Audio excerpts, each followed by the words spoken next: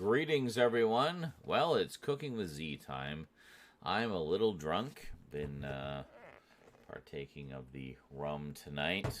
Bacardi. It's the gothiest because it has the bat logo. That's right. It's superior.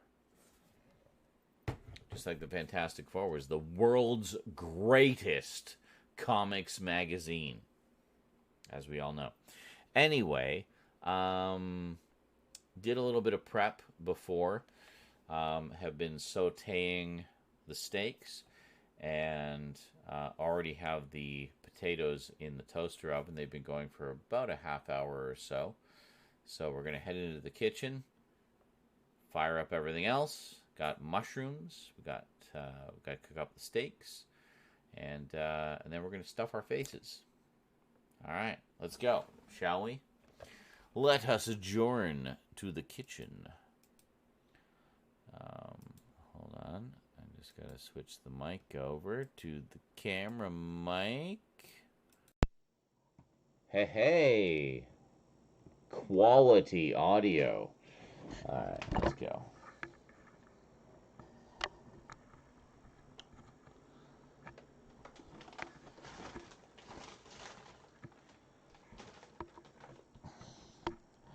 Sorry, I just had to untangle the cord there a little bit because I have a lot of bags of potato chips on the floor right now. If we take a look, you can see them. There we go. So we got some cheesies, some maple bacon. This is honey barbecue, and this is mesquite barbecue. Western Family brand kettle cooked chips. Very tasty. Been enjoying them all night long. And of course the good old Hawkins cheesies. So let's bring you guys in here. Oh, the potatoes are smelling good. Just simple baked potatoes. Just pop them in the oven, wash them, poke them with a fork, put them in the oven, and they take a little while. Depending how crispy you want the skin, basically determines how long you leave them in. I personally like the skin fairly crispy, so I usually leave it in for a while. Alright, there we go.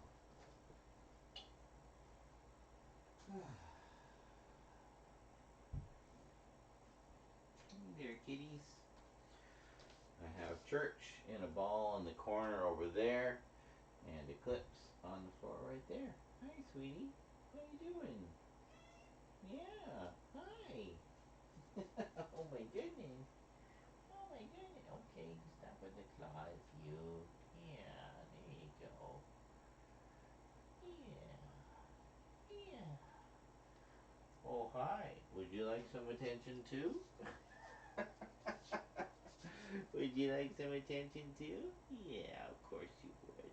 Of course you would. It's like, hey, don't give Eclipse all the love. I want some love too. And do you hear Eclipse? Meow. She's become a little more vocal lately. It's very cute. Very cute indeed. Alright, so we got our mushrooms. Oh, we should put the other light on. Hold on a second, I'll put the other light on. Hello there, Flops. You got two little flops on the floor?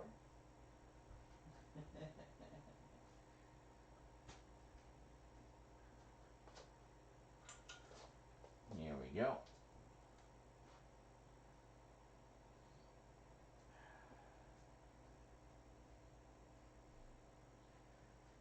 Hello. Hi. Hi, both of you. Can you keep me company while I cook? Alright, so, a little more light. So we got some mushrooms. Potatoes are in the oven. And I have been marinating the steaks for the past half hour or so. This is, again, I basically bought a roast that I just chopped up into some small steaks. Quite good. So I guess we can probably just bring you guys right over to the stove and see the action right here. What are you doing? What are you two doing? Don't be violent. Stop the violence. Yes. I'm just going to put some olive oil based margarine into the pan that we will be cooking the mushrooms in. It's basically two big slops of margarine. I find that does the job quite nicely.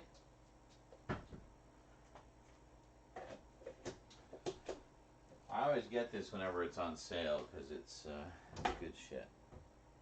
Excuse me. Excuse me.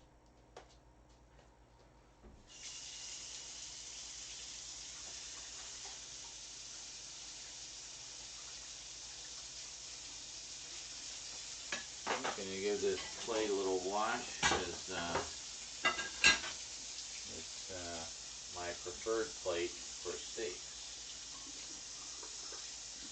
I only have one of these.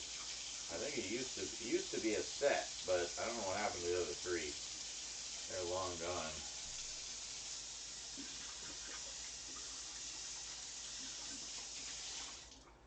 But this, to me, is the perfect plate for a nice steak dinner because it's a little bit indented, so it kind of holds everything nicely, and you know, you can put a steak on there and some potatoes and some mushrooms, and it's quite nice. So anyway, we're just going to let that dry over here. Alright. Then we're going to move all this stuff over. Now, this won't take too long because I did all the prep beforehand.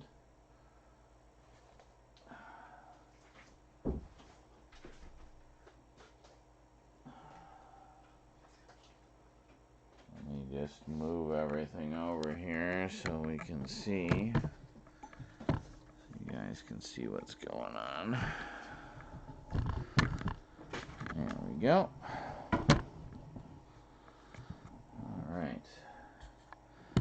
I know, usually half these cooking streams are the prep, but I actually did all that beforehand.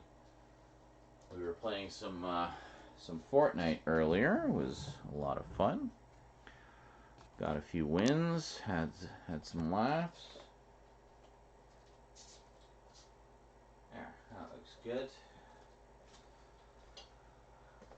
Alright, so first things first, we'll just crank this up to about half speed.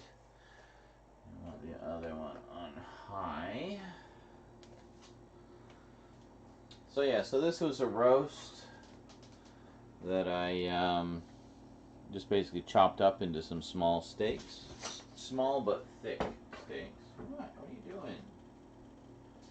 What are you doing? Stop it.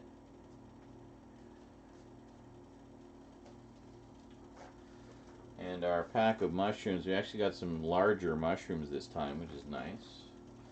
I don't like it when they're too small, then it's like, I don't know, this isn't as good.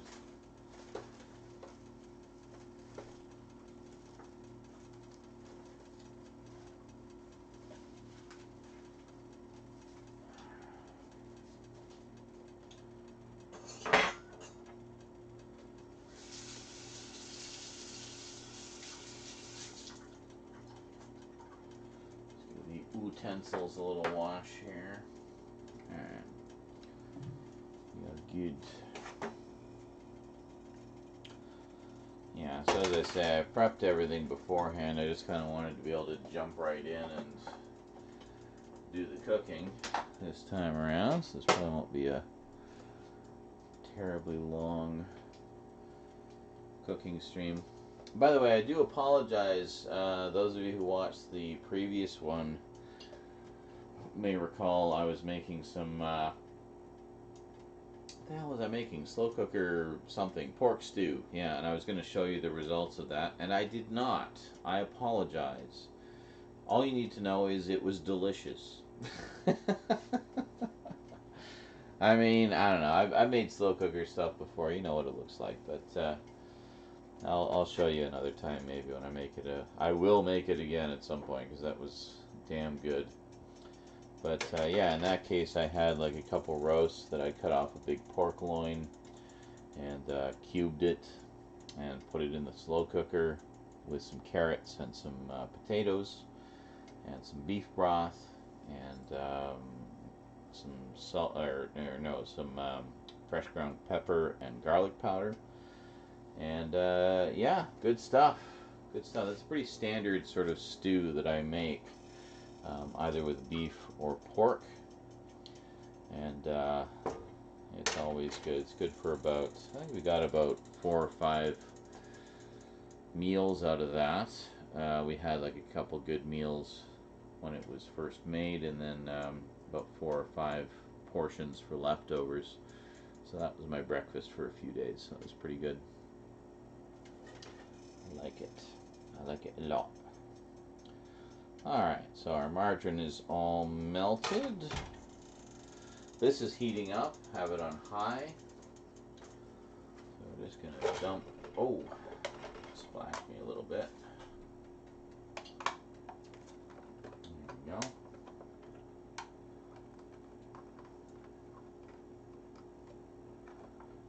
Get them all out of there. Even the little bits.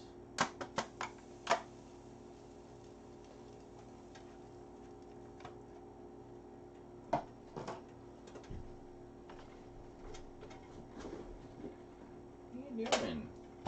Cats are just wrestling.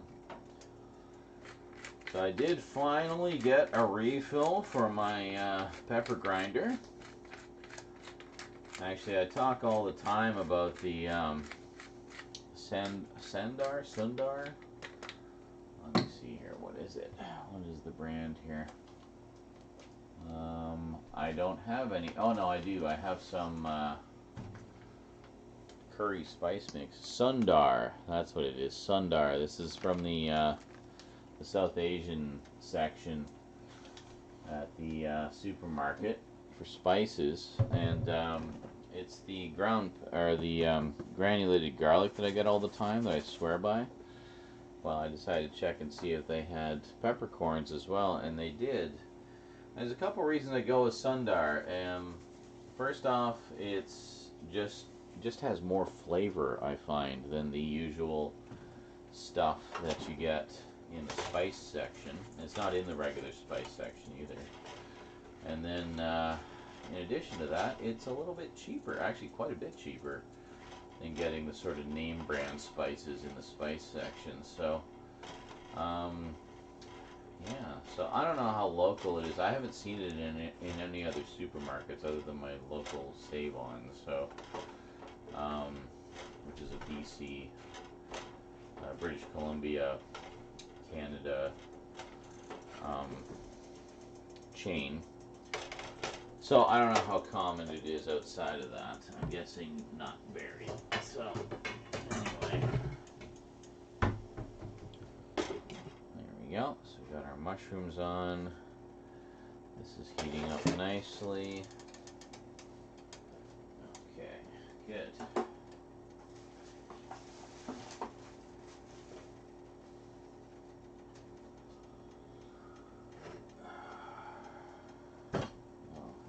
Hold on. What I'll do is just move all these dishes over, get them out of the way.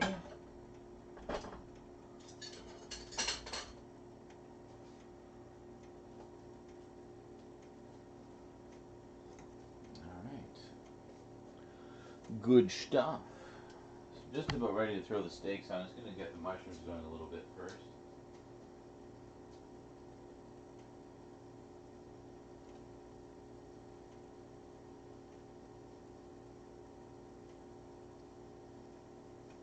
There you go. Hunter said you can get, you can order the Sundar brand from the Save On Foods website. I don't know how wide they ship. I've never looked into it because, well, I have one right near me. But But yeah, I really like their stuff a lot. I find it's very high quality and a little cheaper than, well, in some cases, like the granulated garlic, significantly cheaper than what you pay for with like the regular brands like the Clubhouse or whatever. It's you save some money and get better quality. So I don't know why that is. It just is, and I'm not complaining. Oh, this is going to be good. Yeah, this is something I definitely needed tonight. It was a nice steak dinner. It's it's been a little while since we've had this. It may not seem like that long for you guys to just watch my cooking streams, but for me, this is like about a once, maybe twice a month treat, if I'm lucky. Lately, yeah. So you know me, I do love me some steak. So we got 6 steaks. Of a couple of them are basically just, you know, appetizer size. They're pretty small. The other 4 are, you know, decent size. So we'll probably have a couple of those with the meal tonight. Should be good. Just gonna give the mushrooms a stir here. Oh, those are already smelling good. Yeah, with the granulated garlic in particular, I find these really cook up nicely. Yeah. Have a nice flavor, nice smell to them as they're cooking. Okay, well that's not going to take too long. When you cover up the mushrooms like that, it kind of seals in the heat, so they don't take very long to cook. I used to do, in my early bachelor days, I used to do mushrooms just kind of, hey, get out of there. Out of there. Why? Get your nose out of the garbage. That's enough. Stop it. Leave it. Cat's literally sticking his entire face into the garbage. I don't know what he finds so fascinating in there. It's like, yeah, last thing I need is for you to be violently ill from eating garbage. Kitties, man. You gotta watch out for them just like babies. Alright, so we're gonna put our steaks in. We've been marinating them for probably about 45 minutes or so here. Put them in there. There we go.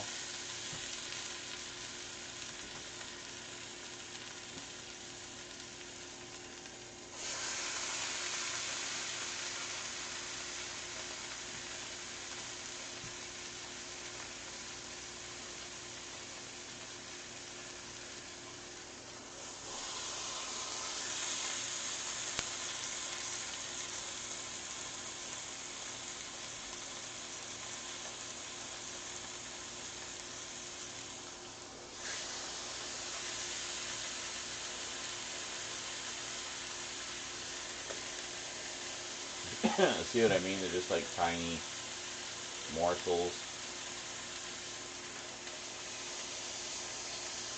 And there we go. Done.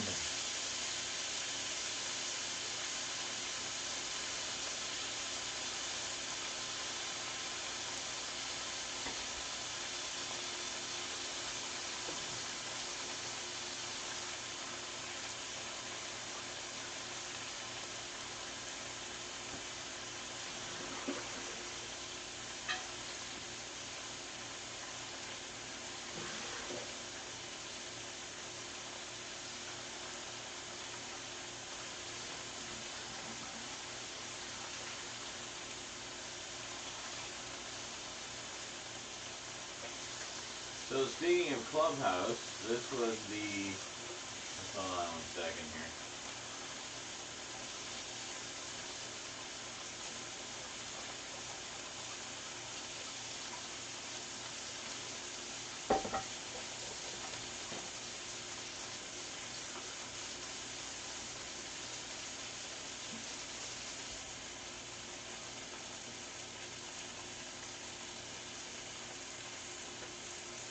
Speaking of Clubhouse, this marinade was the steakhouse special marinade. It's very similar to the Montreal steak spice, but it's not quite as much, not quite as much bite to it. It still has some bite to it, but it's a different kind of flavor.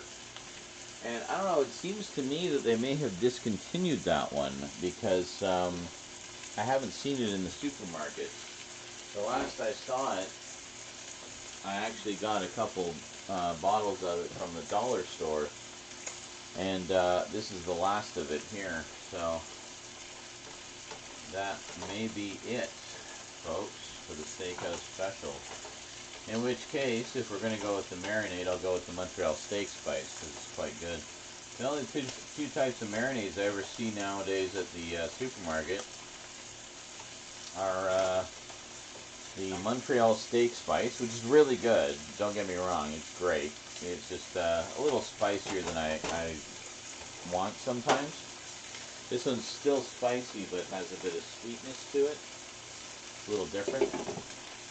And then the other one is teriyaki. They have a teriyaki marinade. So beyond that, Clubhouse has quite a few different barbecue sauces that you can use.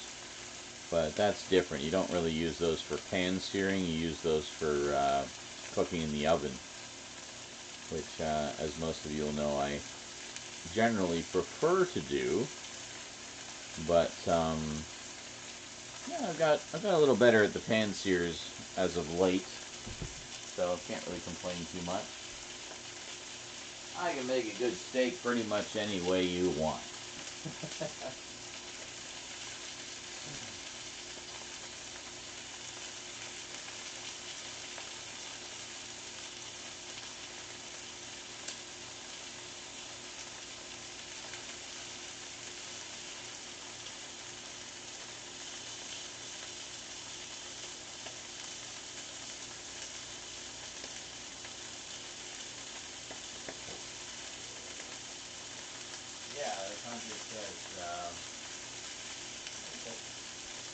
Like Hunter says, at Sundar you can get about 200 grams of black pepper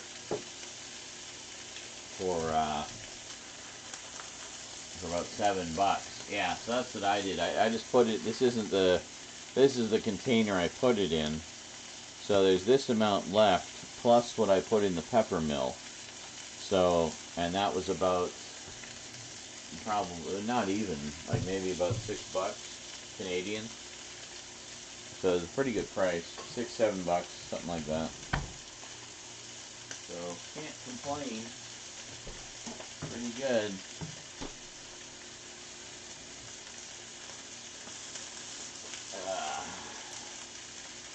Just mixing another drink here. I got some rum in there. I'm gonna put some Coke in, and there we go.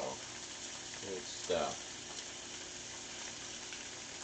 This is being filmed on a Saturday night, party time. It was supposed to be, all of this was supposed to be last night, Friday night, but we had a big honkin' power outage in my area, so the power went down for about 10 hours last night. So basically I stayed up for a while, just kind of waiting to see if it came back. It didn't. So, how was that? Yeah, see, the mushrooms are almost done already. It doesn't take very long. And as big as they were, they do shrink as they cook, so that's cool. So I think we'll just put this on simmer. Those are pretty much done. And we're going to flip the steaks here. Yeah, see, we got a nice sear on there. Oh, okay, very, very sear. That's okay. That's fine. I like it like that.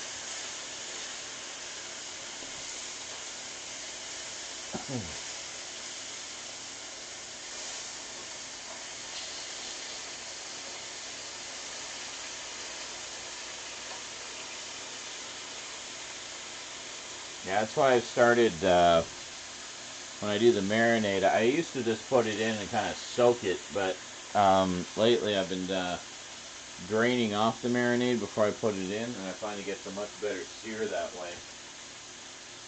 Because, I mean, really, that's what it's all about when you're doing it in the pan. You want that blackened um, sear to it. It just gives it that nice flavor, especially with the marinade.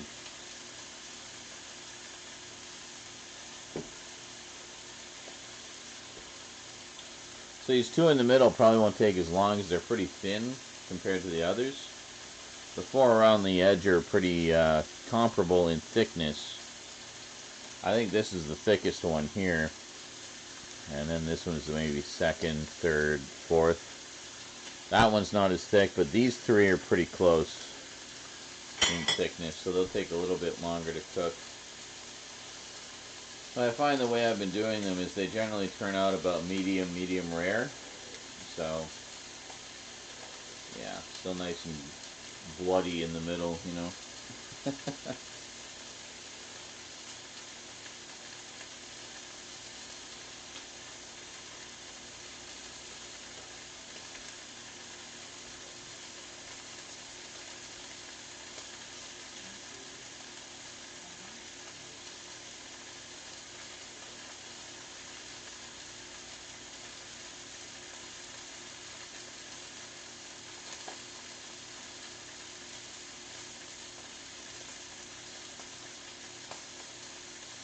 Oh wow, you ended up blocking out. Jeez.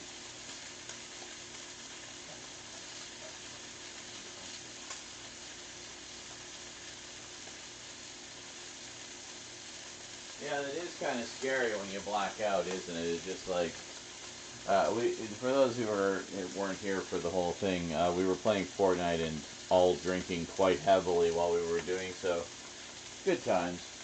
And Luna Moon said she quit when she was getting tired, and we all kind of quit around the same time, I think. But she said she blacked out. Yeah. You know, it was a good night when, right? That's all right. So basically, the plan for me for tonight is basically just have some food, chill with you guys, and we're working on editing some episodes of my playthrough of Resident Evil Village, which is quite a good survival horror game. Just with these little, yeah, it's gonna take a little bit of time still.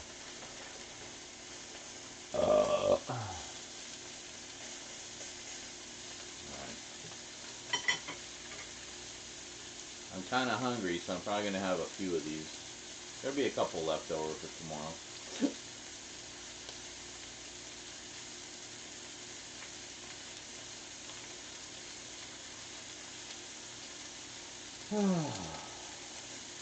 Good stuff.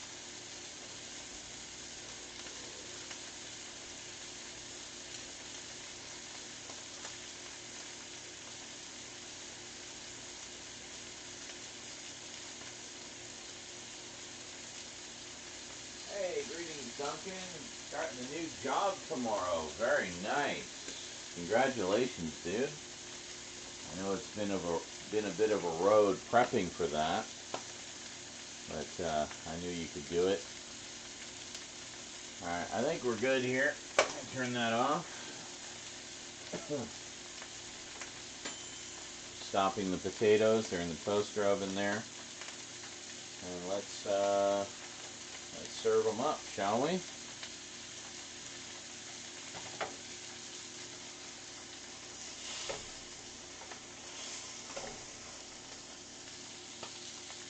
There we go. I think we'll maybe grab these little ones here too, because yeah.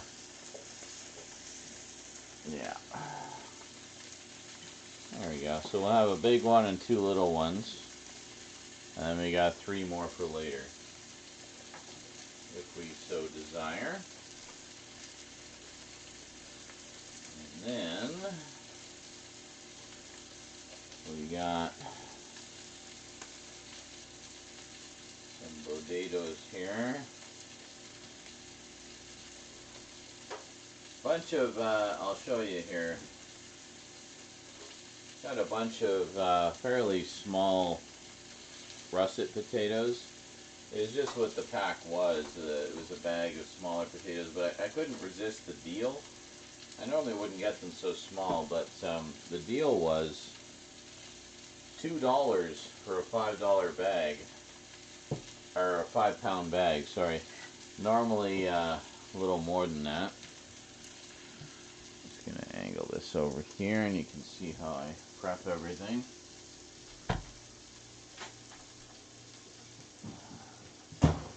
Whoops. Damn it.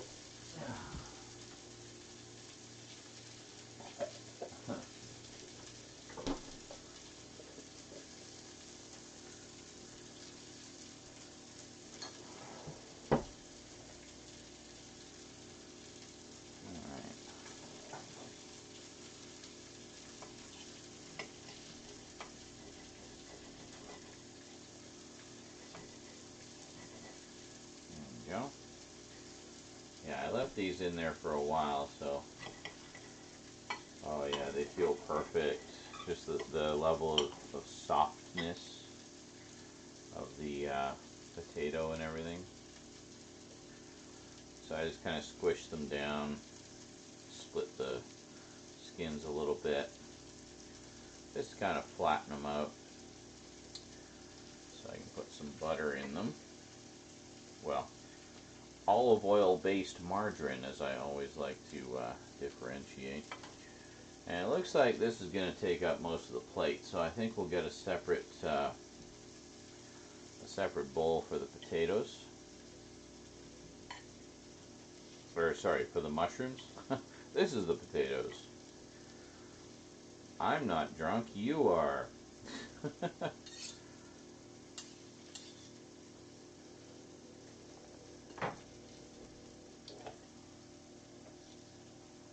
Alright.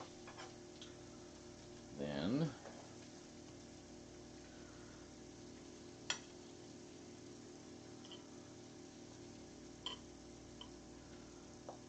damn it. I hate it when that happens.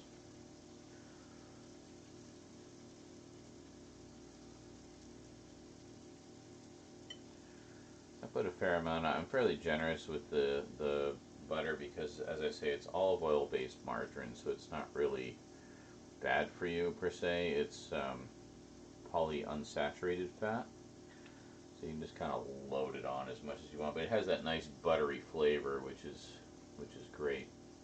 I actually really like making popcorn with this stuff because it gives it that nice buttery flavor, and again, being polyunsaturated fat, it's not overly heavy.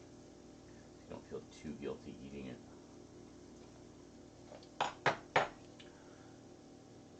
Just gonna chop these bits that fell on the floor here.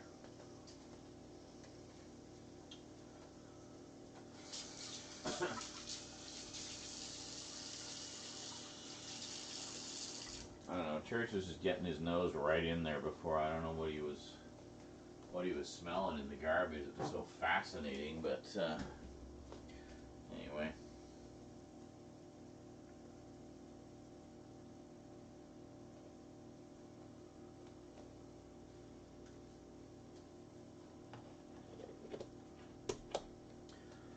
Alright, so we got our steak and potatoes. And then I'm just going to use this little bowl for the mushrooms. Ooh, look at that steam. That's some good stuff. Alright. Rosie doesn't really care for the mushrooms, so that just means more for me. So I'm okay with that. So I tend to be quite generous with the mushrooms when I eat. Might actually have another one of those steaks in a little bit, but we'll see. We'll see how full we are after. Meanwhile, just gonna Put the lid on there to kind of seal in the heat and the moisture. And there we go. I think we are ready to stuff our faces. Alright,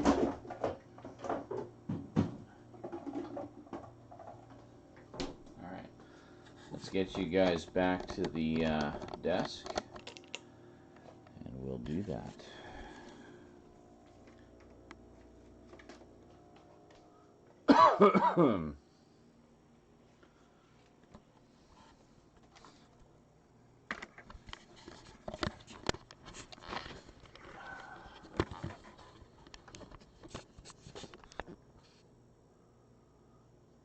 Okay. With that, these, I'll put all of this up here. Okay. Be with you in just a sec.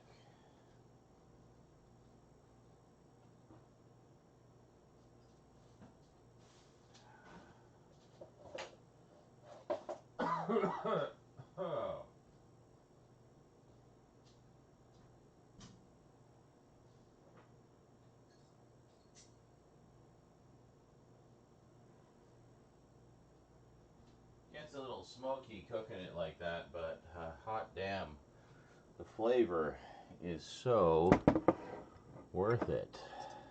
There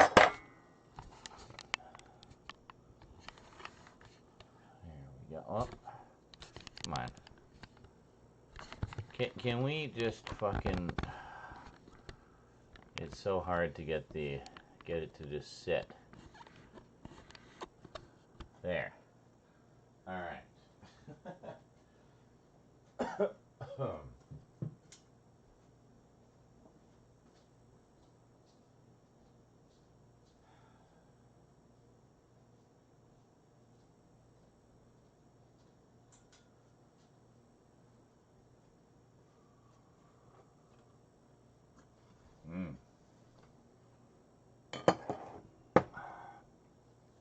Burf.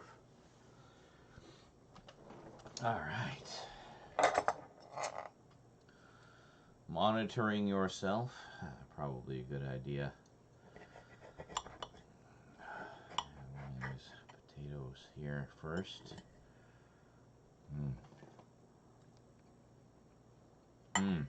Oh yeah. Okay, that turned out perfect.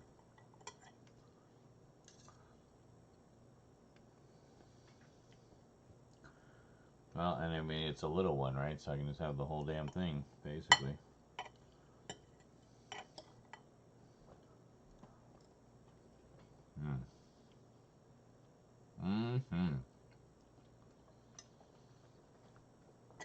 Well, let's have a piece of this. So this one was, there was like a strip of fat on one side. That's where the blackness is. And then there was some meat on the other side. So let's just cut this into some bite-sized pieces here.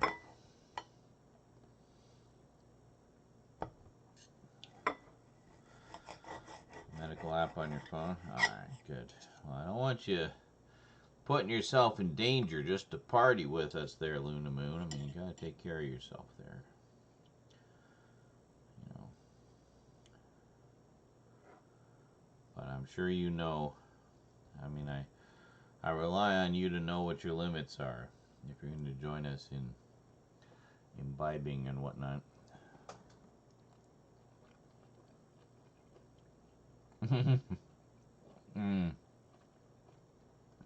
Oh my God, that's good.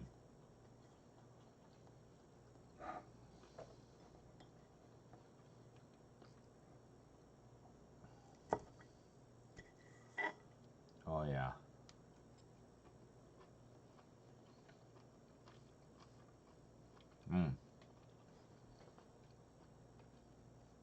So this Duncan says, I had a wild yeast aged beer they made at my last workplace. I had a pint of the stuff.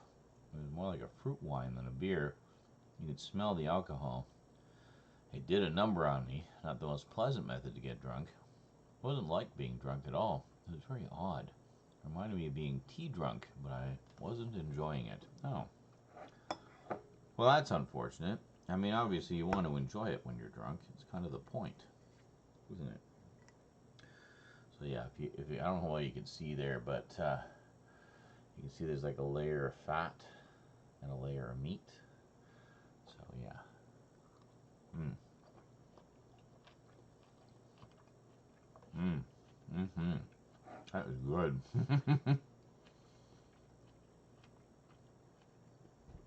So that's from one of the ends of the roast.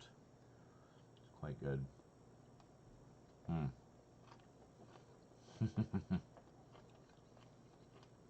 Mm-hmm.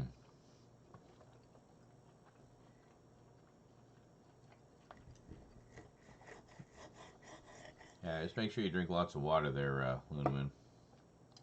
Gotta stay hydrated, especially with alcohol, because it.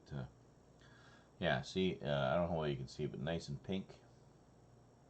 It's not like overdone at all. It's very, very good.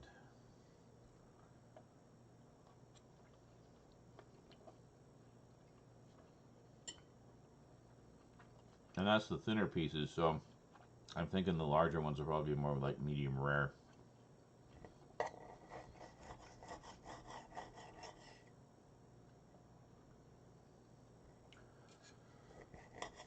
Oh, this is so tasty. Holy moly. I hope I can find more of this marinade because it's really good. I'll have to check the dollar store next time I'm there, see if they have any more in stock. I feel like they got it because it was being cleared out.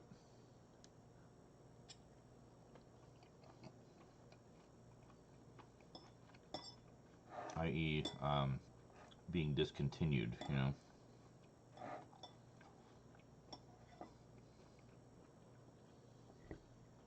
Mm.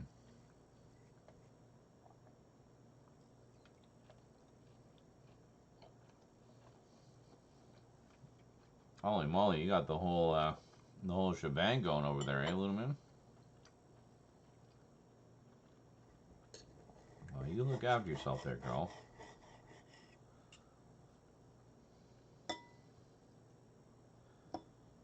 Don't want to be pushing yourself farther than you need to.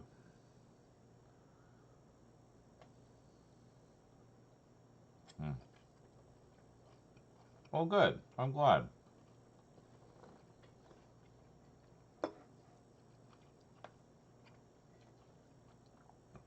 Yeah, we had a lot of fun tonight. We had some really good rounds tonight.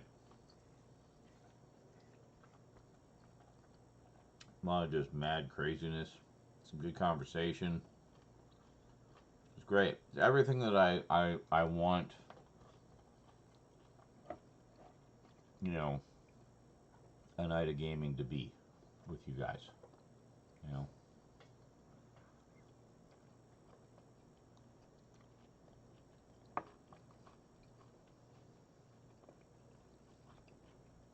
Mm. This turned out perfect. Damn, so good. I wish there was a button I could push that would let you guys taste it. Well, maybe on the next Twitter update. Who knows? Mm. So good.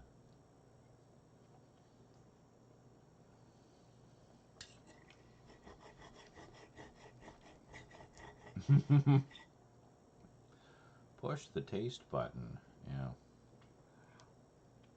Hmm. Abused in the most wonderful, wonderful ways. Would you like to taste my steak? Mmm, so tasty. Your EG? No, no, he's talking about the if there was a button.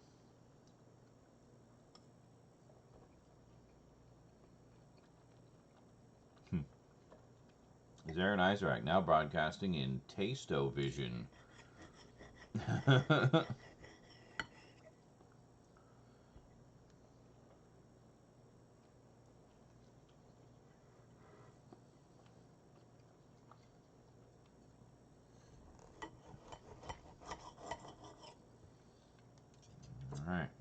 how this one looks. This is one of the thicker ones. Get some mushroom action going here. Yeah, so if you look at this, that is really tasty.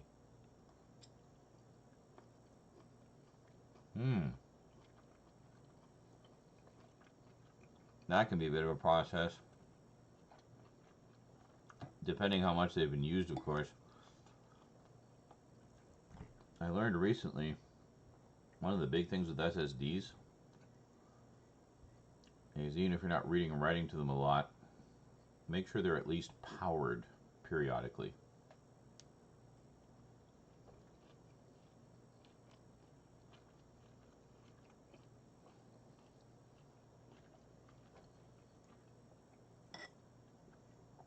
So if they have, so basically just kind of fire them up every so often. I guess the cells need a charge of some kind. I don't know.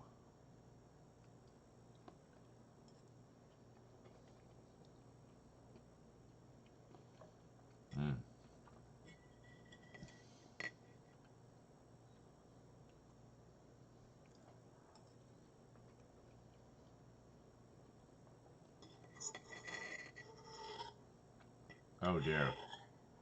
Yeah, that's not good. Wipe themselves blank randomly. Cheap, buggy Chinese tat. So far they all refuse to do anything. Oh, that's great. Are they at least recognized as drives? So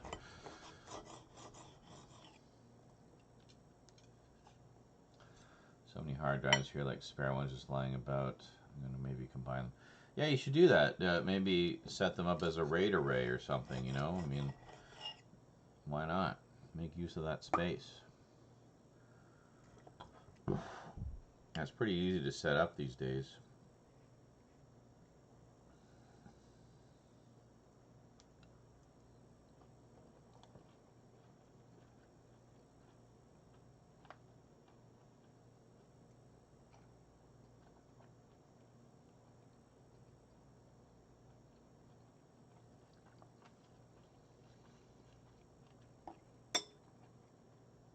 I wish I had so many hard drives that I didn't know what to do with all of them. For me, I'm just hurting for space. That's one of the things this this goal is for, is to put money towards a new hard drive.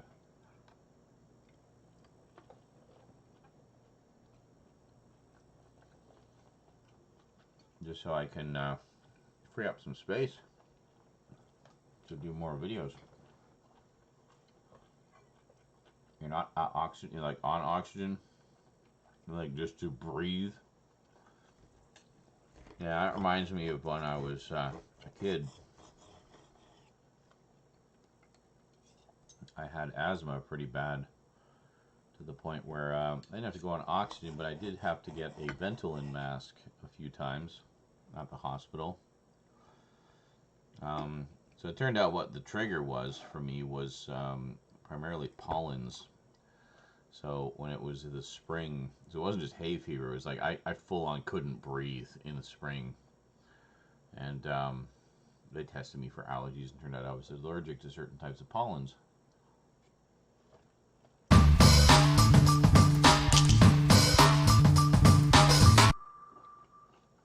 "39 months. That's the number of months as there used to be in a typical season of a TV show in the 50s. 39.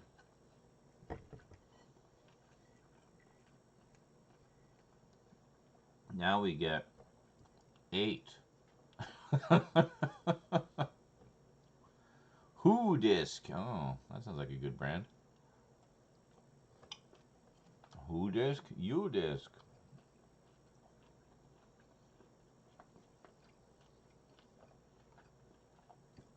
So thank you so much for the 39 months, dude. That's awesome. There you go.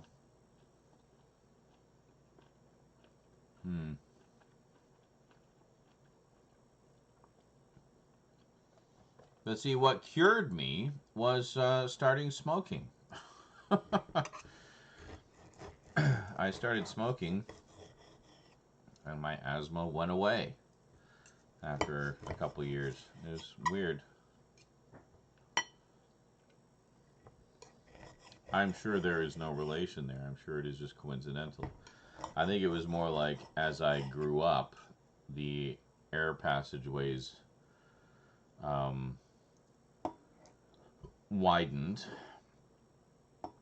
and I developed an immunity to certain allergies. So it doesn't really bother me at all anymore. I used to be allergic to cats as well, and like, hey, look, we have 2 cats now. Not really having any problems there. So it's weird. Body's weird.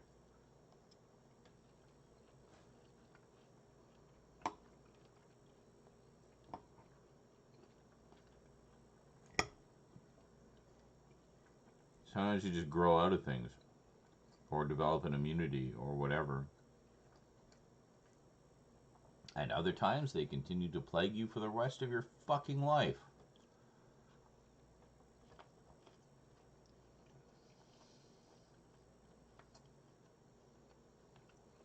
Rodents, huh?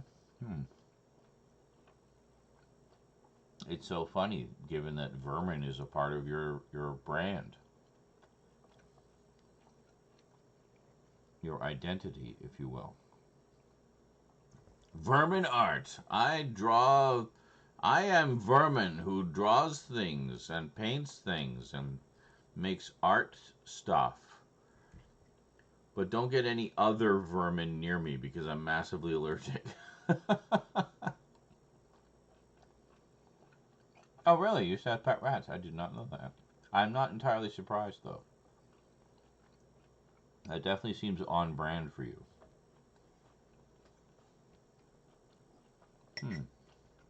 Well, there you go.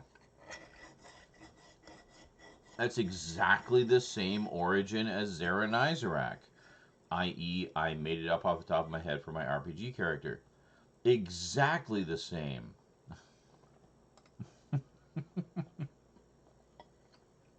Ooh, oh, you got an M2. Nice. Well, I'm guessing you're not going to be using these for anything hugely critical. I would use them as like scratch drives for shit. You know, where you just need temporary storage for something and could use the boost in speed. Like what I use a lot of my SSDs for is editing and rendering. Because it just it reduces the overall heat signature on the computer because you're using SSDs rather than regular hard drives. Also faster access time, which I'm sure at least slightly decreases the overall rendering time, you know. So yeah, M2 is fine. That's a decent one. The Who Disk ones are all dead. Oh, the sort of guessing the M2 is a more reliable brand. Reliable / recognizable. Who Disk. Who Disk. You Disk.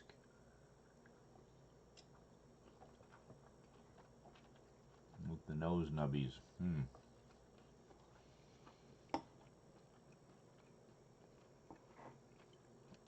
When I was a kid, I had a couple different inhalers. The standard oral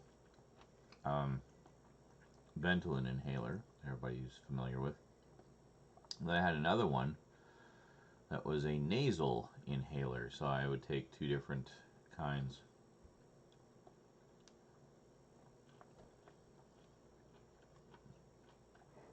Or Becotide. Oh, there you go. Vermin nose.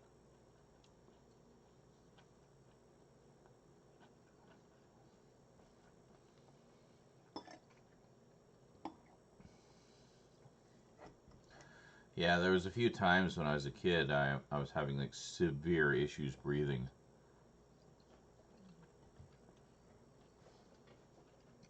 So I get rushed off to the hospital.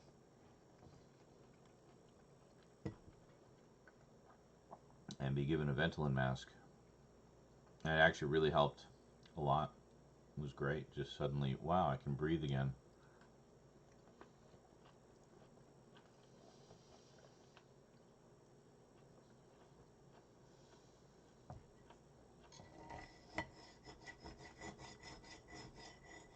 (2009). Yeah, for me, like hospitalized would have been, God, probably back in the 80s sometime. Um,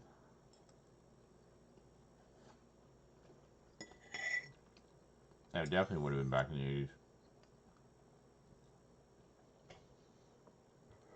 Because since I lived on my own as of 1989, I didn't have any problems with that. I used to take quite a lot of medication. They would my parents would literally get me up in the middle of the night to give me certain medications that needed to be administered at certain times of day. And over the years, that lessened, so I didn't need to use all of that medication, and eventually just went down to a Ventolin inhaler, which I would just use in the case of, difficulty or an attack, like an asthma attack. And even those waned over the years. And like I said, it all kind of coincided with when I started smoking, which is funny. But I had breathing problems as a kid, so of course what I do, take up smoking. And the breathing problems went away. Imagine that. I always like to think of it as, well, the cigarette smoke is just burning and disintegrating the pollens before they get to my lungs.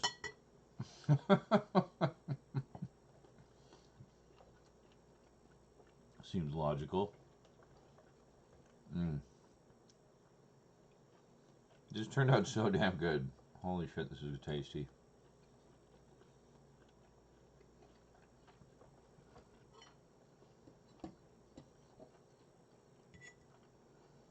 You can see how big these mushrooms are too, eh?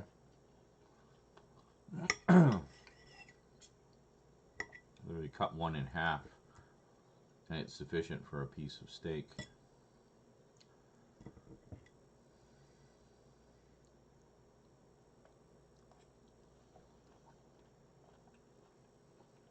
Well, panic attack. Yeah, which makes you hyperventilate to begin with. And then add asthma on top of that. Fuck, man. There's a roller coaster ride. Yeah, we're just not going to breathe today. Yeah, I can imagine.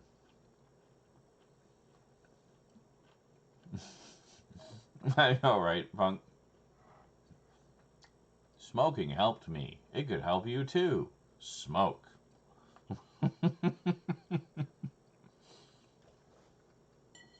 This message brought to you by the Smoke More Coalition.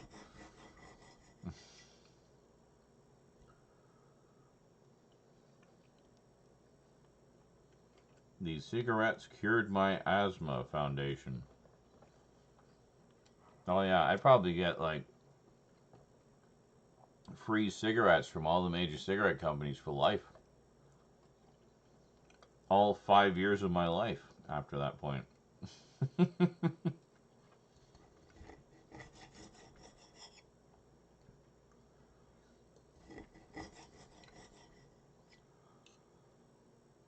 Well, see, there you go. You and I, Vermin, we are the medical anomalies. Smoking saved my life.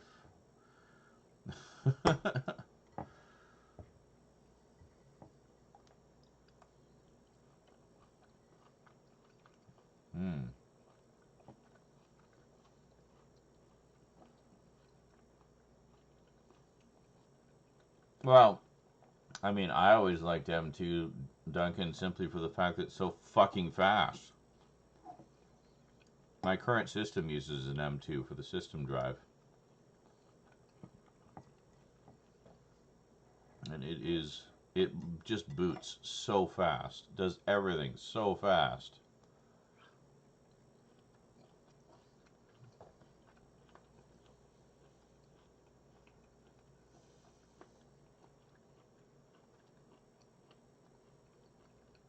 So yeah, I like it.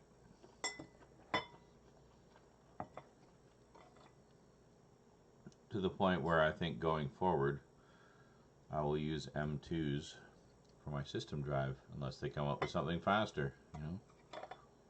Maybe an M3.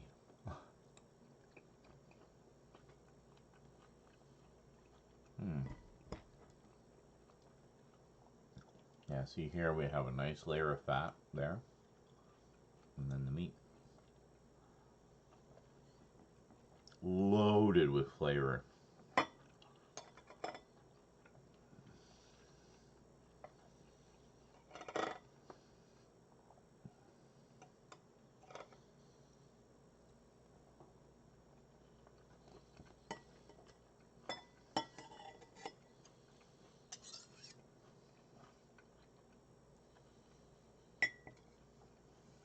Oh, really?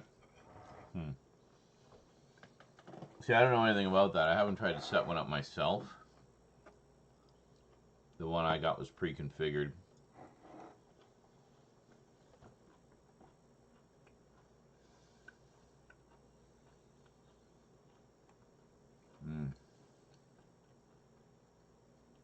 God damn, that steak was good.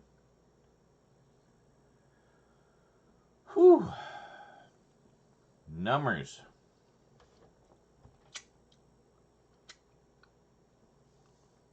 Barracuda. Seagate. I've had nothing but problems with Seagates. This is why most of my drives are Western Digital. One is a Seagate, i.e. the one dead one is the Seagate.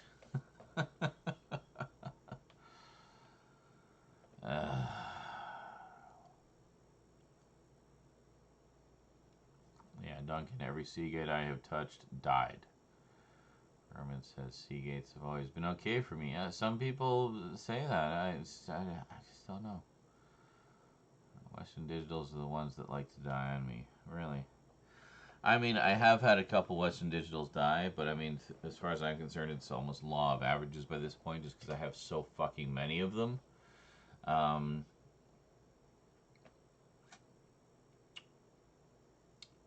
So yeah.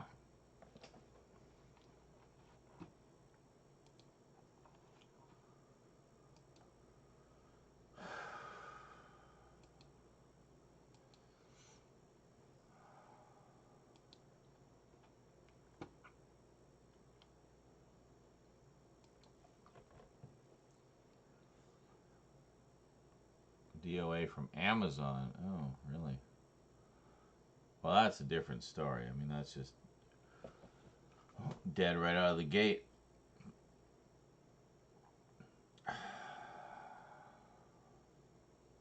But yeah, most of my drives are Western Digital. I have very few other brands. Of my Western Digitals, I think only 2 have died out of like 10. But it was 2 like of very heavy usage as well. 16 terabyte. 16. Holy shit. NAS full of WD Red 4 terabyte drives that my old workplace won't be getting back now. Oh, there you go. Oh, okay, you put 4 terabyte ones in there, I guess. You know.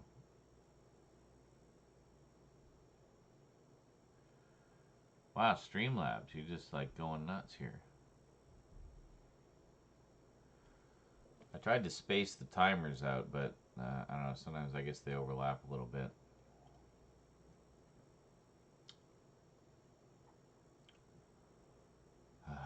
Fuck, now I'm tired. Now I'm gonna carb crash in addition to being drunk. So we'll just get more drunk.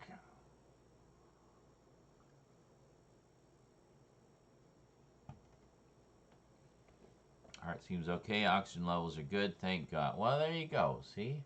You had a nice time and you didn't literally kill yourself to do so.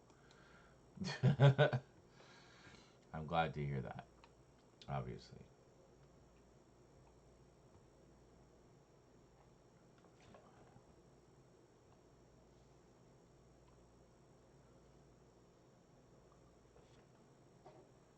Ah.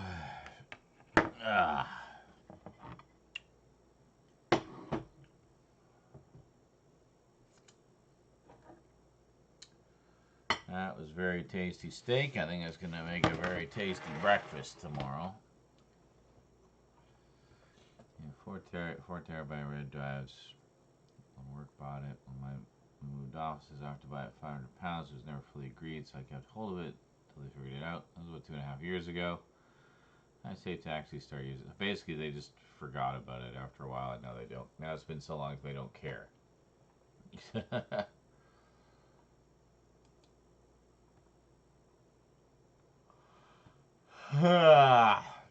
Good Lord. I think I might be about ready for bed. No, maybe we're not going to get that much editing done tonight. We'll do some tomorrow. I won't be drinking tomorrow.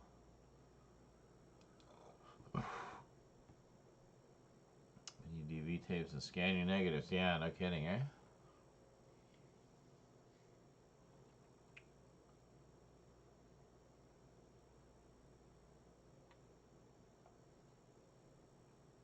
Oh, mercy. I don't know if I'm going to finish this drink. No problem. Oh, Jesus.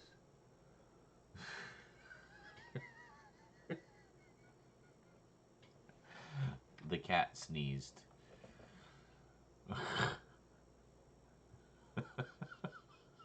Scared the shit out of me.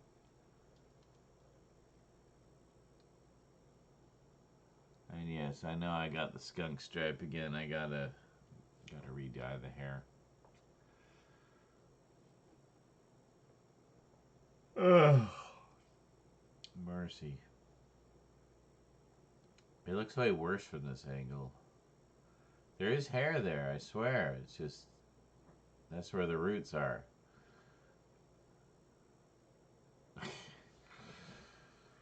Anyway. Middle-aged male insecurities. Enjoy the ride. It's a dark ride. Keep your hands inside the car at all times.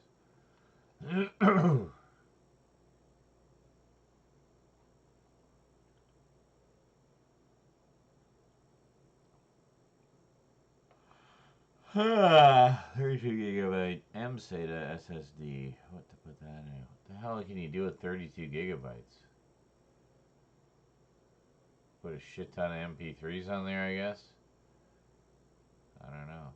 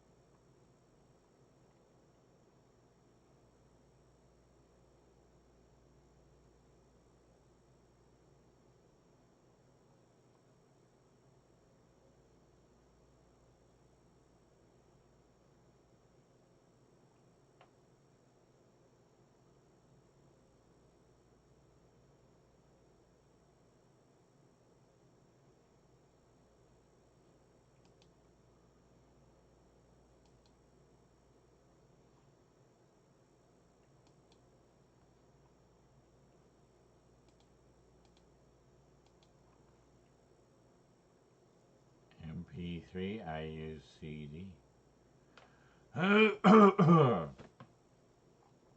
Oh, yeah, if you have a netbook with only 8 gigs, then 32 would be a considerable upgrade. Use CD. Well, what about uncompressed WAV files? I mean, still, even with 32 gigs, you could fit a shit ton of CDs on there. Considering each CD is like no more than about 600 megabytes typically. So you figure if a CD is an average 600 megabytes, so you fit like 2 per gig roughly. So you could fit like 64 CDs on there. Probably more because some of them don't use all that space. And that's in uncompressed WAV format, you know. My CD players. Well, that's not what I'm talking about, you doof. You know what I'm talking about. Ripping your CDs to digital format, i.e., WAV, thus uncompressed, thus the same quality, just in a more convenient format. So I have a bunch of mine ripped like that for convenience. I only have one CD player that can. I'm not talking. No, that's not what I'm talking about. It's not even close to what I'm talking about. I know some CD players could play MP3s, and that was cool. So I would, when I had one like that, so what I would do is I'd make a CD full of MP3s, and then I could play them through that CD player, and it was just convenient. But now, because, what? They're digital, no they're not. They're still on the disc. The disc being a perishable medium. You want to preserve the data. By ripping the waves, you are preserving the data. So when the discs inevitably rot and disintegrate and become unplayable, it doesn't matter because you have the uncompressed wave files. CDs will outlast me. Well, I don't know. I put little to no stock in optical media as a storage medium. I used to, until I had numerous Laserdiscs rot the fuck out on me. I even had some Blu-rays rot out on me, so, and some DVDs. So it's like, no, I don't trust any of it. At least if it's in digital file format, I can just occasionally run a backup to a fresh hard drive, and I know that all that data is preserved. So that's it. No format is eternal.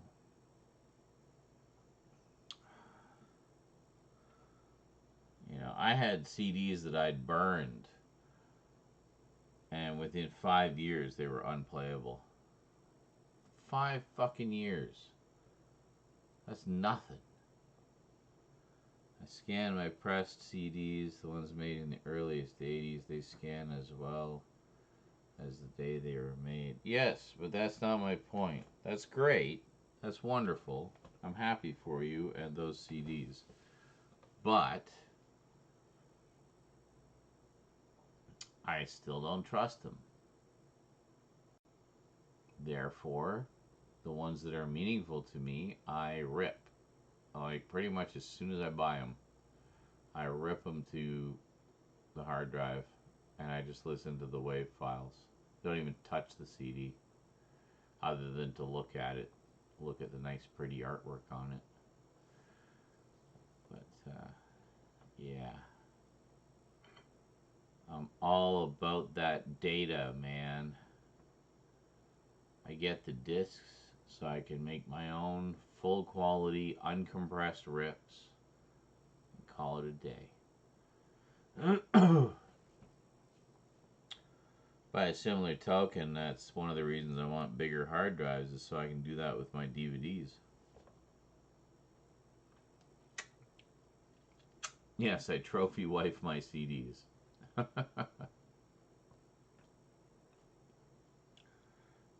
Plus, it's also just convenient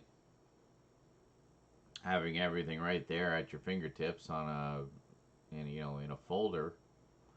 You just pop it into a playlist, and off you go. Click, click, click. You're watching the movie. Click, click, click. You're listening to the music. You know, you don't have to do anything. You don't trust SSD over C. Well, SSD I can understand. Any kind of solid state medium, especially like flash drives. I can't believe some people archive to flash drives. That's just insane to me. Nor hard drives. They failed me way too often. Well, yeah, but I mean, you have to operate under the assumption that a hard drive typically has a lifespan under normal usage conditions of about 5 years.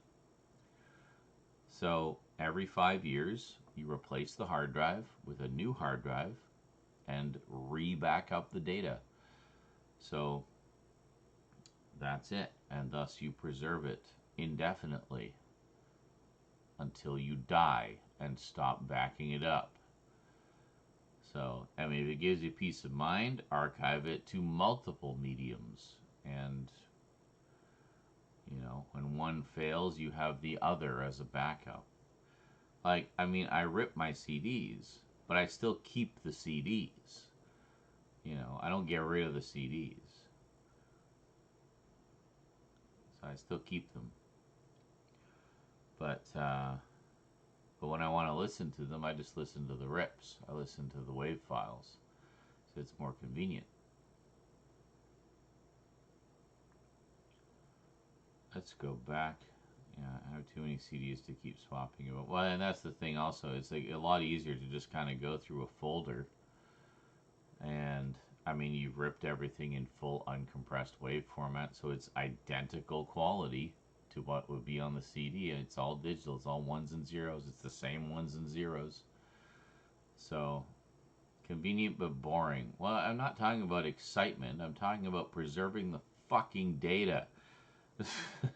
Part of the experience is to press buttons and read the track listing. Yeah, I know that's an experience. But for me, when I put on music, that just putting some music on to listen to does not need to be an exciting experience for me. That is not the end game experience I'm looking to have.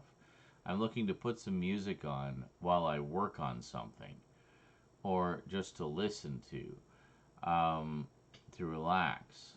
So for me, going over there and pulling the disc out and putting it in the player and firing it up and pushing the buttons, it's just, I'm still playing it through the same goddamn player that I would be playing the digital files through. So the experience really is no different. For me, it just has a few more steps involved that are inconvenient and annoying. So I like to just open a folder, pick out the songs I want, throw them into a playlist in VLC, and click play. And there you go. That to me is far more satisfying. And I can have multiple songs from multiple albums. I can hit shuffle and I can randomize them. You know, it's just so much more pleasing of an experience to me. I mean, I get you like the tactile feedback of you know, it's the same thing of like playing a record, putting the needle on the record, and there's a satisfaction of that tactile feedback, but I just don't. Yeah, so to me, like the interface is not a part of the experience as much for me. It just doesn't. It's a nuisance. It's become a nuisance because having everything in a bunch of folders, nicely organized folders, is so much more convenient. And I can customize my listening experience so much more and so much more easily that way than by having to swap a bunch of discs. But it sounds to me like for you, you like the tactile aspect of it, the physical aspect of physical media. And I do too, to a certain extent. But for me, really, it's more about the quality that I have access to. So I buy the DVD to support the show or movie, but then I rip it to my computer because it's more convenient for me to open up a digital file and watch it in VLC player in a window on the side while I'm working on other things. Now the funny thing is, if you'd said this to me like 15 years ago, I'd have been like, a window on the side? What the fuck are you talking about? Full screen. Always full screen. Undivided attention to the thing. But you know, I've gotten to a point now where I just have so much shit on the go. I can't afford the time to have everything running full screen all the time because I tend to multitask when I'm watching stuff. certainly when I'm listening to stuff. So it's just not the same.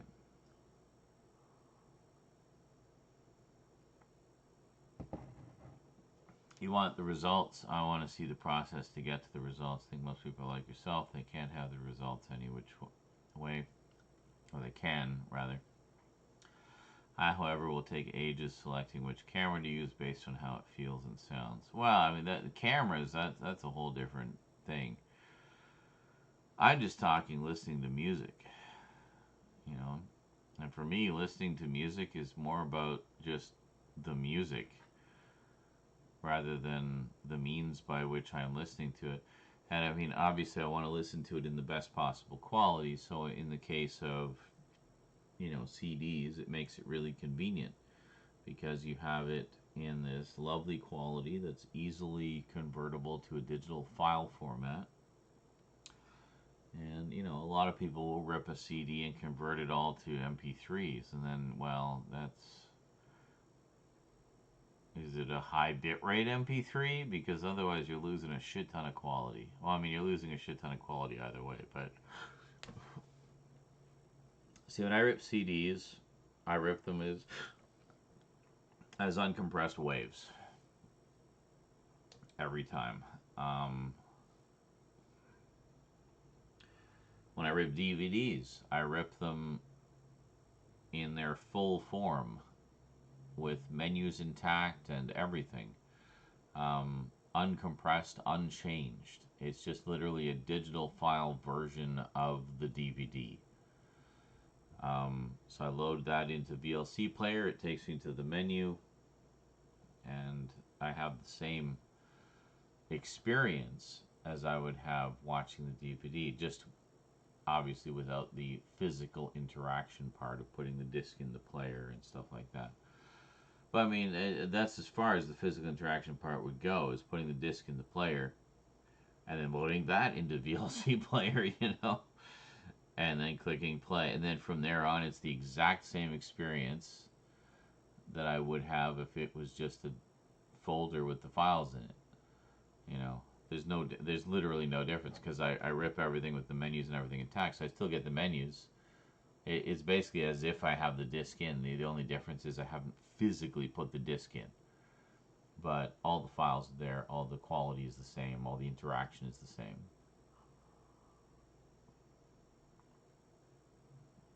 Oh my God. Why, vermin? Jesus, I remember encoding my first MP3, a Spanish song that was going viral before that term was used. Encoded and played back on my 333 megahertz system at 64 kilobits per second. And that was joint stereo. Ooh, joint stereo. Excellent. The hell did you just... What is this link, vermin? I have to see this now.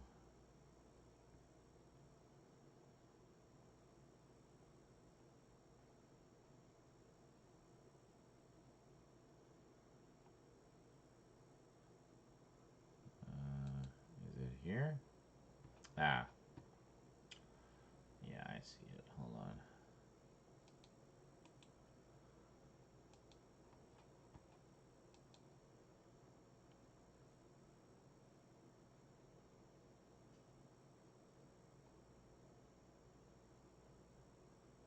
What? Where the hell is it? Alright, well, I don't even know. We'll just go with this. Alright. Oh, look, Twitter. He can get out through the static sometimes. That's Trevor, Slimy Swamp Ghost. Okay, thank you. Alright. Anyway,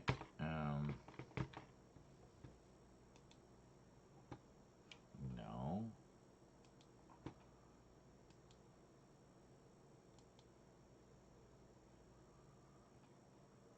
Oh, there we go.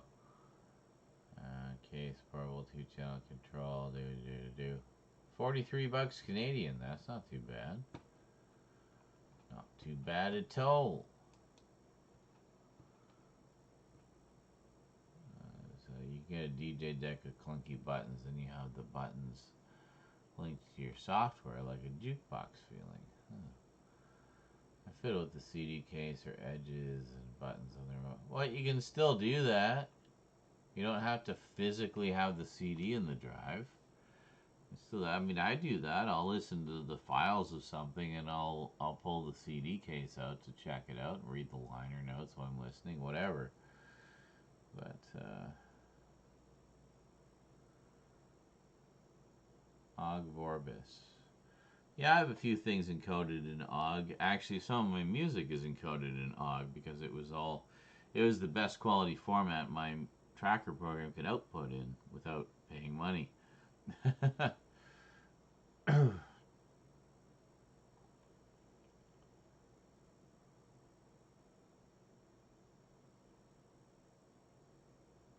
Well, it's more of a well, I mean, yeah, that's its sort of intended purpose, but the point is it's an interface that allows you to have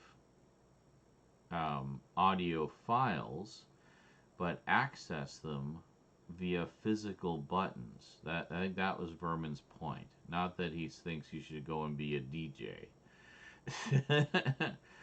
Just that there just as an example, that there are interfaces available which would allow you to access the content in a more tactile fashion than, yeah. As a former DJ, don't DJ. Yeah.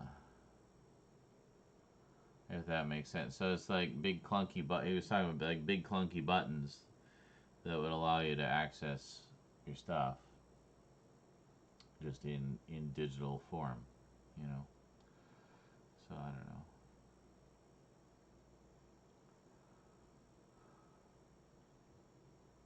People treat you like a jukebox. Play this one. No. That song sucks. And it goes against the flow that I'm trying to create here. Just play it. No. I have a specific flow that I'm doing here. I have a rough playlist that I'm going off of. Go away. So.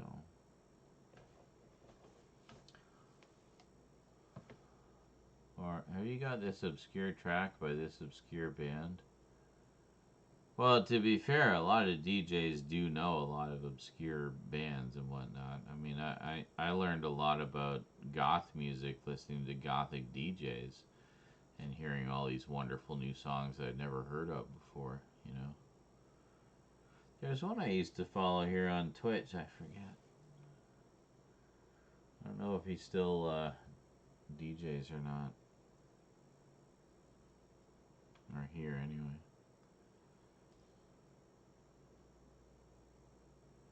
When I was compressing and ripping, I had moved entirely to Og Vorbis as I was against MP3.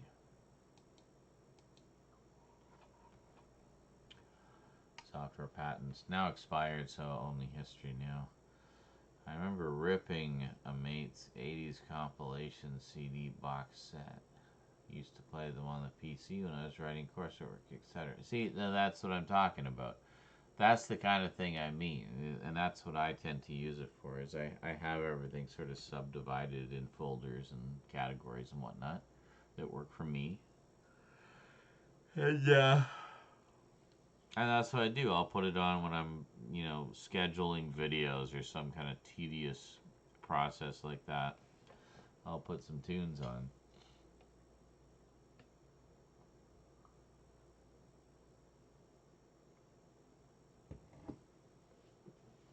Have the music, but then someone goes, play this off their first album that no one else knows in the club but me and the other guy, because that will get the floor jumping. Play track 7, Fiddling with the Farts of Satan by Skuntlethwapper. Yes, I love Skuntlethwapper. They were great.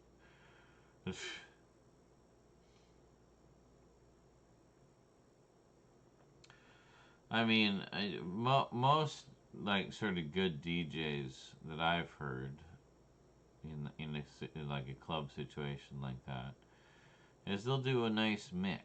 They'll have like sort of the big popular hits that everybody knows, but they'll sneak a few obscure tracks into the mix too. You know, wanting to kind of almost subliminally edumacate the masses. And I like that, you know. I like that. I always liked hearing those obscure tracks because it was something that I knew I otherwise would not have had the opportunity to experience. So I appreciate it when they would do that. Oh, hi, Kralatin. How's it going? I'm very drunk and we just had steak. It was yummy. I'm passing out now. Might have to go to bed soon. Thing is, I'm not on at the PC much anymore. Oh, see, now that's the difference. It's like I'm at the PC pretty much most of my waking hours. So I haven't played any of those OGs for maybe a decade or more. They're archived to BDR. Actually, I should be able to play them on the Blu-ray player. Now that will be useful, as I can have that in the background on random play mode. Let's go and try it. Just need to locate the BDR. Well, yes, it helps if you can actually find the disc that all the songs are on. So does your player recognize OGG files? I'm assuming it does, hence why you mentioned it. Now, see, that's basically the same thing. That's what I'm talking about. Now, the only difference is you're playing it off a BDR. I'm playing it off my hard drive. But the principle is the same. We're still like accessing an archive of digital files and randomizing them. You can play as Opus. Oh. Does it play FLAC or APE audio? That's the big question. APE is basically like FLAC. It's another lossless compression algorithm with a similar compression rate to FLAC, but for whatever reason, FLAC is the one that caught on. So, yeah, APE is a little more obscure. Think of it, it's exactly the same thing as FLAC. It's just a different codec. Different codec that does the same thing. Lossless compression. I have, I think, one album that uses APE, and it was Auberge by Chris Rea. Great album. Fucking amazing album. My dad introduced me to it. And I wanted to find it in FLAC format, but I couldn't find it in FLAC, but I found it in APE format, which is basically the same thing as FLAC. It's a lossless compression. Have my digitized C64 tapes encoded as FLAC, just to shave off a few megabytes. Well, there you go. Yeah, I mean, generally FLAC versus WAV, you can cut the file size in half before you start to lose any quality.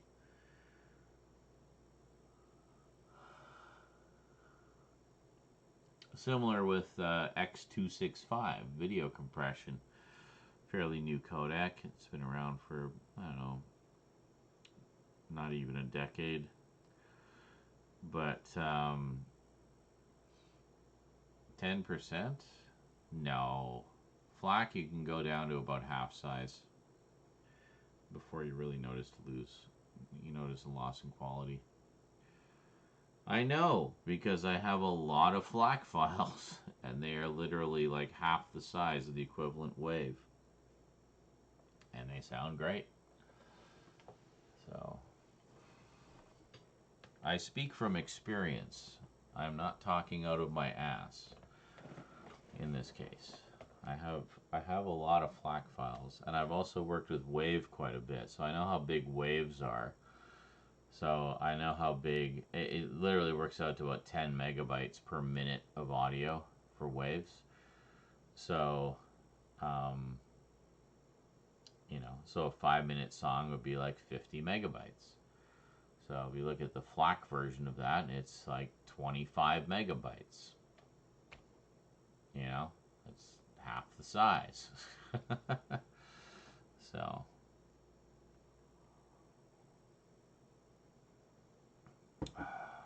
or if you're saying you can compress it down even more to like 10%, probably, yes. You could always lose quality with FLAC. I mean, if you compress something more, you hit a threshold at a certain point where you're going to start losing quality. I mean, it's just a given. It's lossless above a certain threshold. It's not lossless indefinitely. You can't just compress it into oblivion and expect it to sound just as good as, a larger file.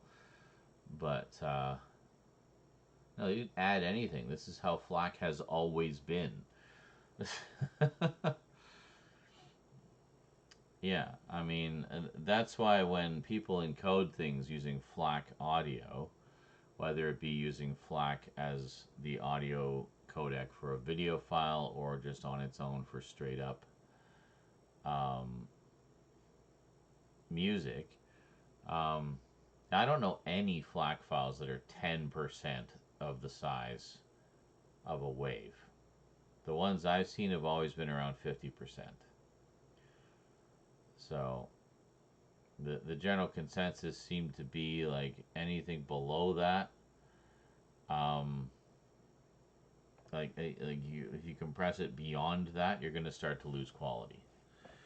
I mean, it's not perfect. I mean, no compression algorithm is perfect. FLAC is very good, but I mean, I don't think I've ever seen one compressed to 10% of the wave size of it. That would mean like it would be 1 megabyte per minute of audio. I mean, that's insane. That is insane compression. That's like down to MP3 level compression. So, I mean, that'd be news to me.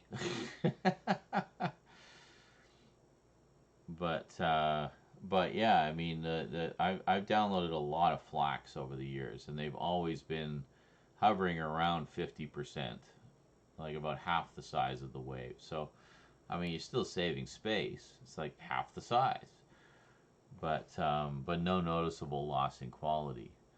So, I mean, that's been my experience with it anyway. So, and whenever I see people use it, I never see them go below, like, not too much below that,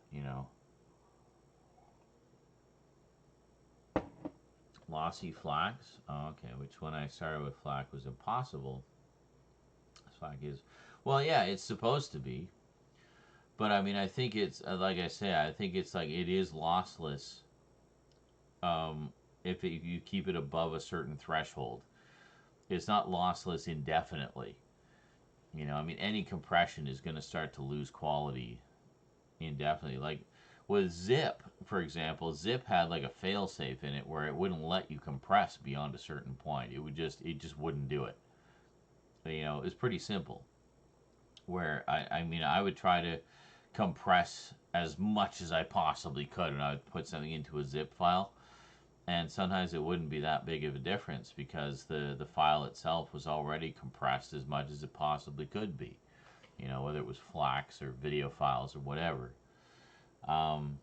So I might shave like a megabyte off of it, off of like an album's worth of FLAC files.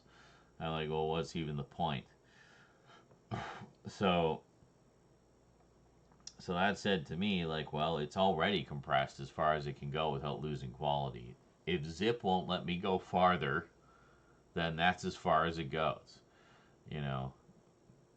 So, yeah. As soon as you use FLAC, it won't be truly lossless. I'm just taking out compressing the frequencies that the human ear doesn't pick up. So as you crank up the compression, it will be more noticeable. It will vary from human to human. Yeah. Wait, well, we must be talking about different FLAC encoders. No. What different flack? There is flack. There aren't different encoders. I have the reference one on my system, and it has no quality options. It is totally lossless. What do you use to make? I don't make FLACs. I just download them, and then I have tried to further compress them using zip, for example, and zip would not compress them beyond what they already were, which was typically about 50% of the size of a wave. So that's kind of my gauge. I figure, well, if zip can't do anything with it, and zip refuses to be anything but lossless, it's very strict in that regard, then I guess that's as far as it goes.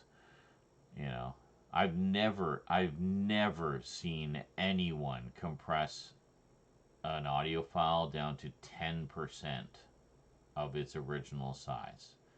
I have literally never seen that. And I download a shit ton of FLACs. I've never seen any of them compressed to that extent. And a lot of the ones that I do download have very extensive technical specs with them, where they're very detailed about how they compressed them, what the bit rate was, what the how extensive the compression was. I can't remember all the terminology. I tend to just glaze over when I look at all that. But that like I said, I'm just speaking from experience. FLAC is lossless, but nothing is infinite. There is no such thing at this stage. It's like if you ever saw the show Silicon Valley. Now, that presented a really interesting idea. It was an HBO show that was about a startup company that their big sort of claim to fame was they had come up with a compression algorithm for video compression that was, you could tell they were kind of inspired by the idea of FLAC, but kind of took it to the next level. So they created this compression algorithm that could compress 4K video signal down to like just ridiculous, like a few megabytes, rather than like, the 25 megabits a second sustained rate that it needs now. So it compressed it down to about, actually, I think it was about 10% of the size or something. It was like some ridiculous amount of compression, but with no discernible loss in quality. And it was about them trying to bring this to market, and about how other companies are trying to rip off their idea because they caught wind of it and stuff like that. And it's comedy. It's very funny. It's a very funny show. It was created by Mike Judge, guy who did Office Space, Idiocracy, Beavis and Butthead. So it's just rife with social commentary and very big on the sort of the tech world. I'm sure you'd find it. Yeah, but that's not possible, Duncan. That's the thing. No, it does not reduce the quality to a certain point. If you go beyond the threshold of loss of quality, or like where you don't lose quality, you are going to lose quality. Plain and simple. That's how all codecs work. If you push it beyond its like acceptable parameters, you're gonna lose quality. So that's why everyone that I see who uses FLAC, who lists their specs in excruciating detail, doesn't go beyond 50%. Well, I don't know how yours doesn't have options, because it seems to me like those who encode it on a regular basis definitely have options, because they very intentionally set specific parameters for the compression, for the bit rate, for everything. So I don't know what you're talking about.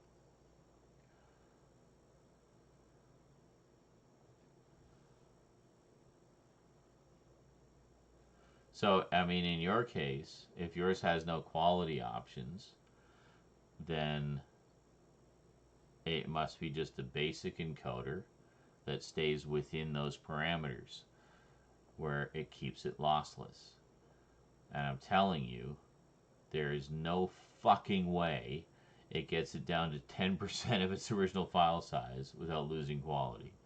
There's no way. That doesn't exist. That kind of encoding does not exist at this point in time. I'm sure it will someday, but we're not there yet. FLAC is not it.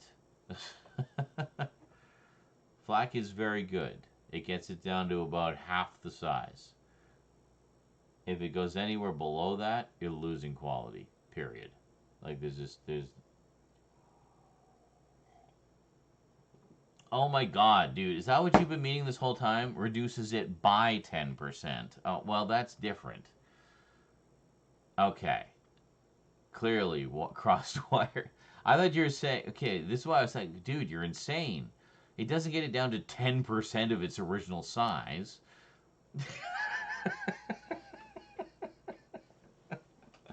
Okay, reducing it by 10%, yes, that's much more feasible. Okay. Well, I'm saying it can actually go as low as about 50% of its original size, with no discernible loss in quality. Most of the ones that I get are about half the size of the equivalent wave. So 50%. There you go. Yeah. Anyway, check out Silicon Valley if you've never seen it. It was an HBO series. I forget how many seasons they ran, like 5 seasons, fairly short seasons. But it's very funny, and I think you as a tech guy would probably really enjoy the humor in it and the techie stuff in it. Yeah, it's very good. I think you especially would really enjoy that one, Duncan. By the way, did you ever get around to watching Mr. Robot? I know you were talking about checking it out. I don't know if you ever got around to it.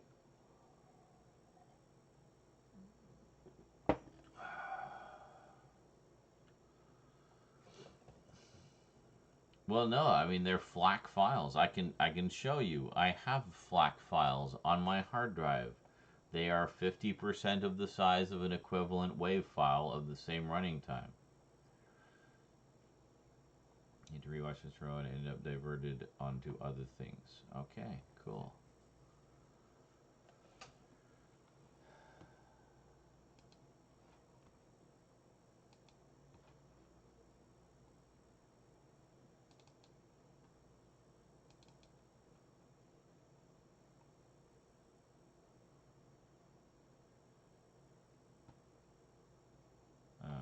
I don't have any of my music folders on hand.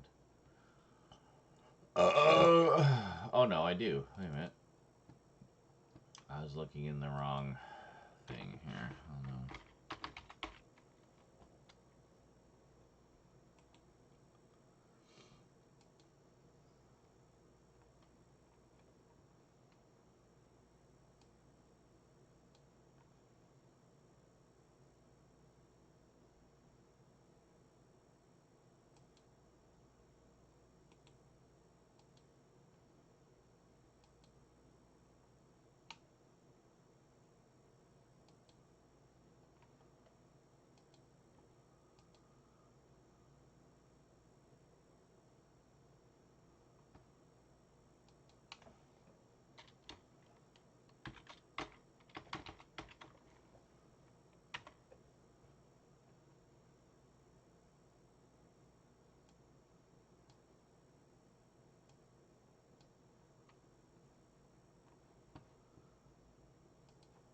Here, I can show you a few examples here. This is from one of our goth nights. Let me pull this up here. So this is the FLAC. So it varies. Like this one, Stigmata from Ministry. It's 5 minutes, 44 seconds. So it would be like 54 megabytes normally as a WAV file. It's 42.9. So that sounds like about your 10% there. But then you look at this one. Every day is Halloween. 6.5 minutes. It would be like 62 megabytes normally. It's reduced to 39.8. So that's not quite 50. It's about 40%. But still, way more than 10. You know. This is a mercy. Lucretia, my reflection is somehow double the size. I don't know why that is. 45 megabytes. I'm drunk. I'm probably not calculating this properly. 10 megabytes. Yeah, 10 minutes down to 68 megabytes. This should be like 100 megabytes. New order. Confusion. Pump panel reconstruction mix. It's the blood rave from Blade. It's down to 68.8. So again, about 40%. What else here? Vangelis, Memories of Green. 5 minutes 44 seconds. That would normally be 54 megabytes. It's down to 19.5. That's like 60% reduction. I mean, so you can see it varies. This one's actually pretty straightforward. Theme from Cosmos. 4 minutes would be about 40 megabytes. Is at 21.3. So that's close to 50%. You know. 9 Inch Nails, Perfect Drug. 5 minutes, 15 seconds. So it would be a little over 50 megabytes. 37.2. Hurt. 6 minutes would be about 60 megabytes. It's at 34. So a lot of these are, 50, 60%. Newer FLAC encoders compressed down to up to 70%. Okay, there you go. But as it was intended, it decompresses the exact same input audio as it is. Well, yeah, I mean that's the whole point, right? Is you're gonna get that, but I mean that's my point. Is I think it's adjustable, and if people push it, I mean obviously most people aren't going to do that because it kind of defeats the purpose of using FLAC in the first place. But if people do push it, then you could lose quality. That's all my point is like no codec is perfect. There are ways to push it beyond its acceptable parameters so that it will lose quality.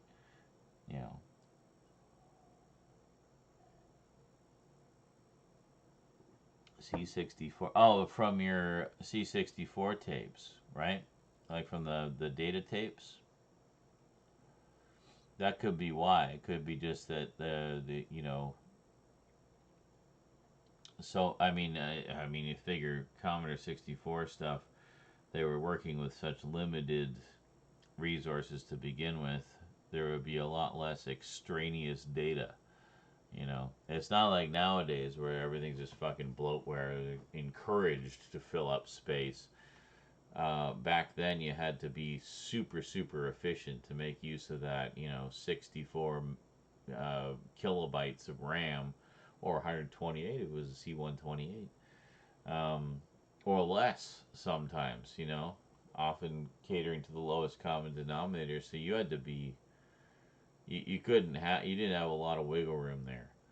You had to make use of every byte of data, of space that you had for your program. So that was the thing. I always thought imagine if today's software was written with that level of efficiency, but with today's hardware. Just think about this for a second. The amount that they optimized and made things efficient back then with what they had, and how well those things ran. You look at a lot of those old C64 programs; they ran smooth as silk. That's pretty fucking impressive considering how limited those resources were, the processor, the RAM, everything. Now imagine if they took that much time and care nowadays with programs. How much more efficient? I feel like it's so much of it is bloatware now. So much just, lazy spaghetti coding. Um, I mean, yeah, they run it through optimization and stuff, but that's all automated. Back then, they did it all by hand.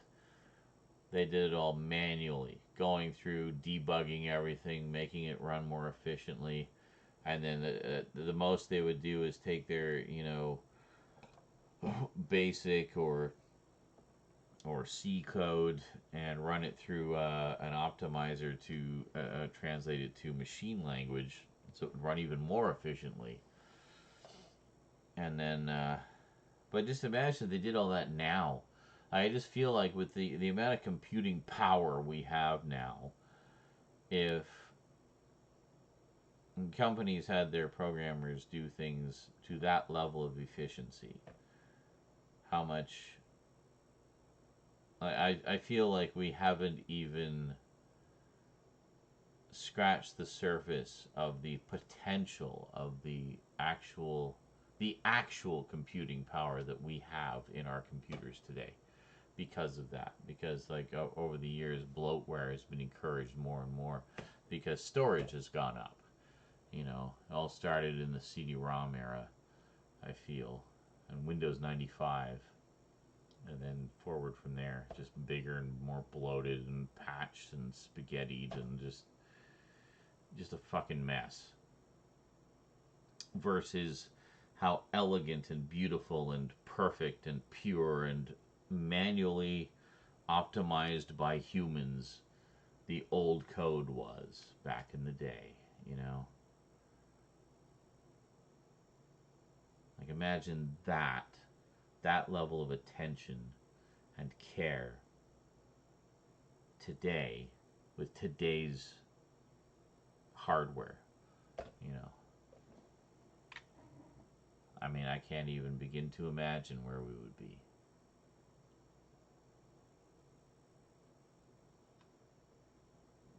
Welcome to Drunken Rambling Thoughts with Z.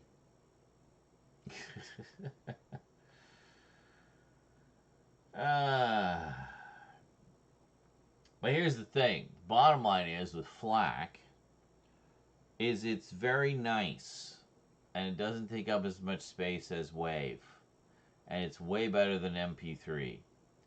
So whenever possible, if I'm downloading an album or what have you, I'll always go with FLAC.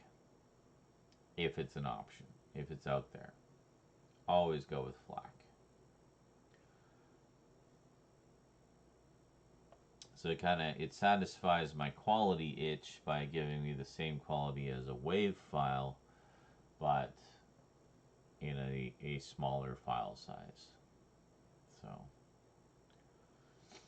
that's that. But when I rip stuff, when I rip my own CDs, I always just rip them as waves and call it a day. Just waves. That's it.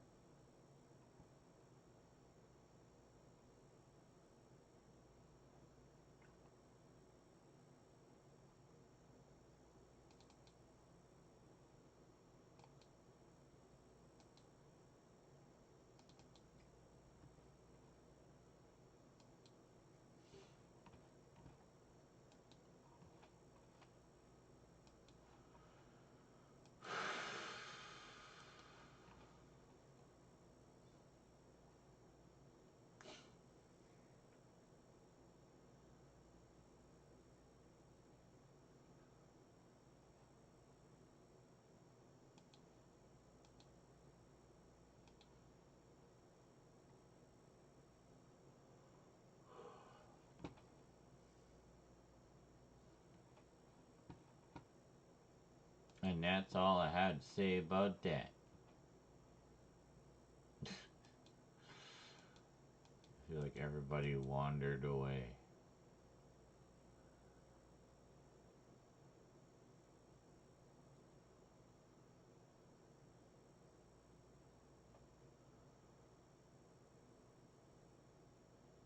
And yes, Crolatin, it is supposed to be the poop mic. So we're still in the Cooking with Z segment. I'm probably going to head off after this, actually. We're almost at 12 hours. So I should probably call it a night here and go to bed. What time is it anyway? Oh, it's almost 3 in the morning. Yeah, I should probably go to bed.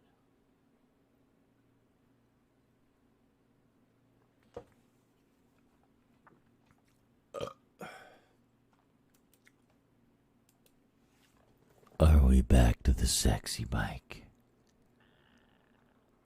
All right. Yeah, we had some good rounds tonight. We had some fun. It was a good night. Didn't get a ton of donos, but we got a few anyway. Had a few from Mad TV dropped $5. We had 10 from Cinema Mike. And that is it. We got 1 day left on the weekly goal. To be fair, I haven't streamed as much this week, so I won't be surprised if we don't hit this goal, but hopefully the next one we will. I'll try to be more consistent next week. So basically with the weekly goals, the idea is keep them going until Sunday and then start a new one every Monday of the month. And like that. So the hope is that with the smaller numbers for the goals, people might be encouraged to donate more because it's less insurmountable of a goal. I don't know. We're trying it out this month. We'll see how it goes. If it doesn't make any big difference or any difference at all, then we'll just go back to the monthly ones. I figure. I'm gonna just keep trying what I can do, seeing what I can do, and that's that. So tomorrow is Sunday. Well, today is Sunday. It's Sunday now. Might stream on YouTube, see how that goes. We had some success with YouTube streaming last month, so maybe we'll see how it goes.